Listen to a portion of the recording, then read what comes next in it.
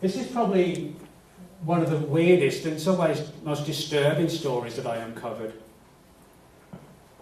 And I've actually got strands of this story over the years, sort of from military people who sort of commented, but the reason why I included this story in the book was to actually finally manage to get some official files on it. And it gets into controversial areas because this sounds amazing until you realise it actually is in the official files. It was sort of like a weird crackpot project that the military had to fake the second coming of Jesus, which sounds totally bizarre. I mean, you know, absolutely bizarre. But the idea was the idea of a man named Major General Edward Lansdale. And Edward Lansdale was a guy who was involved in the early 1950s through the mid-60s in sort of a lot of military programs, US military programs, to fool the enemy using all sorts of weird and wonderful ways. I mean, to give you one example, when there was an uprising in the Philippines in the early 1950s, the Philippine government asked the Americans for help in trying to get rid of what were called the Huck rebels who were involved in this uprising. And so Edward Lansdale did a lot of research and found out that the Huck rebels were deeply suspicious of a legendary vampire that supposedly lived in the forests of the Philippines called the Aswang vampire. That's what its name was. And he found out that they lived in fear of it. So Lansdale came up with this idea where he would send like an assassination squad out into the jungles to track down, you know, one of these camps of the Huck rebels and sort of clandestinely capture and kill one of the guys, and then they would basically hang him up by his feet and puncture his neck and let the blood drain overnight. Then they'd dump the body back at the camp the next day, and it would have looked like he was killed by a vampire. And so the Huck rebels, living in dread of this mythological vampire, would leave the area at high speed because they were fearful they were going to be next. And of course, then the Filipino government could grab back, you know, this key strategic land that it needed. So it's a case of sort of creating vampire legends to frighten the enemy.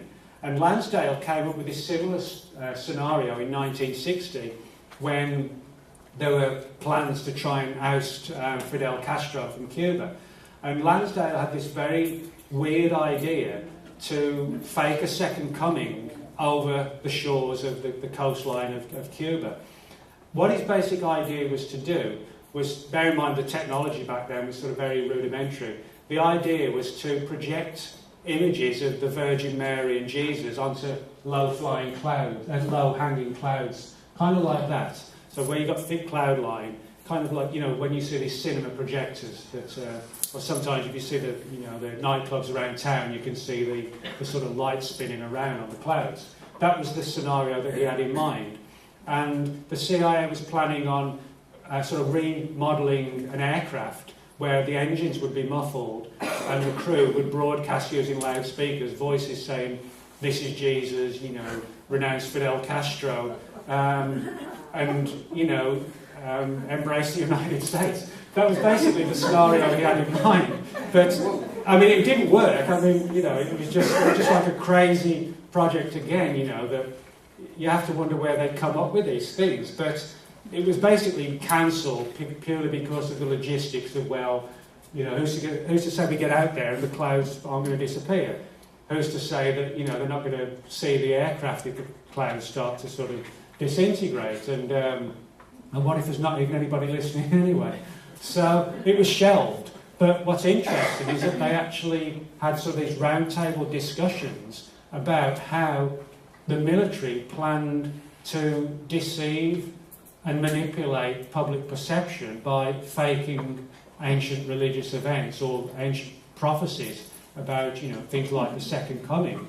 And of course, you know, this makes you wonder, could it happen again? There are a lot of rumours on the internet, and granted a lot of them are rumours, about something known as Project Bluebeam, which is supposedly an updated version using sophisticated holograms to, again, create like a religious charade in the sky to try and influence public opinion. Now, people say, well, it's just total nonsense, you know, they just sound like X-Files, beyond X-Files conspiracies, you know.